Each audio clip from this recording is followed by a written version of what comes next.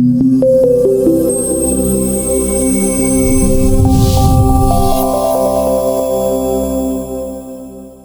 everyone, I'm Reena Augustine and you're watching Community Impact. My guest today is Mr. Ricky Lushan, the Police Liaison Officer for South Brisbane District. Hello Ricky. Hey Reena, how are you going? Very good, thank you. Thank you so much for joining us today. Thank you for inviting us. Ricky, I have seen you in many events, especially in Indian events. So what exactly is your role? Sure. So the way I like to best describe it to people is that the Police Liaison Unit is a specialist unit within the Queensland Police Service. Our role isn't necessarily law enforcement. Our role is to educate and guide the communities that we serve, and in turn also educate police about proper protocol and customs they should be aware of when engaging with our diverse communities. And so is that what you wanted to do? No, I actually wanted to be Prime Minister growing up. Wow. Yeah, I had really high ambitions of becoming a politician.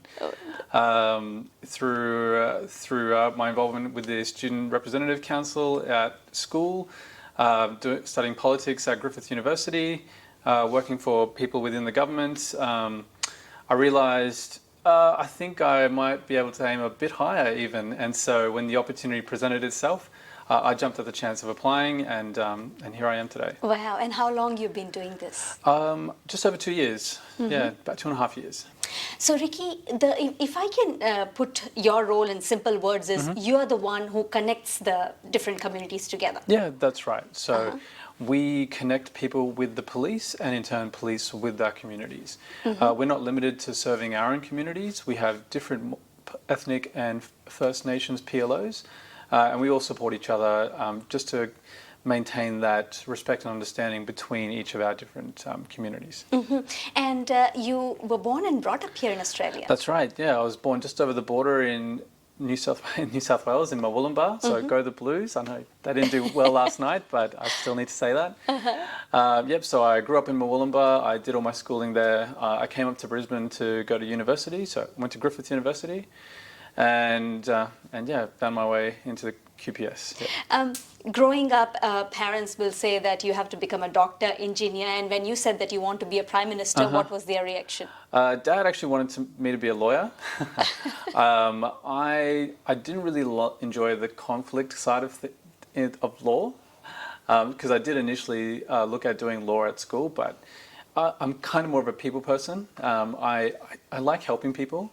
I like having that impact on the community and hopefully leaving a legacy as well. And I found that this was actually the ideal way for me to achieve those goals, these dreams. It's amazing. So what is the tough part in your job? Losing weight is actually quite a bit of a challenge. So the communities that we serve, they always try and look after us. They'll offer us tea and coffee and sweets and snacks. And you know what? That's a way that people connect. That's one way that people actually build a connection. And so when you have back-to-back meetings and you're at festivals and community events, you realize that you've had a little bit too much, and a little bit too much sugar and a little bit too much salt, and yeah, but actually that's an easy one. That's an easy one. That is an easy one. But in actuality, look, DV is the biggest issue in our community, and it's not just in our communities; it's across all communities.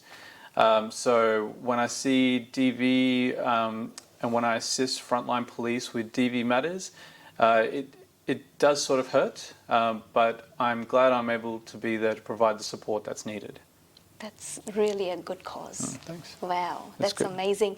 As you said, that DV definitely is one of the biggest problem right now.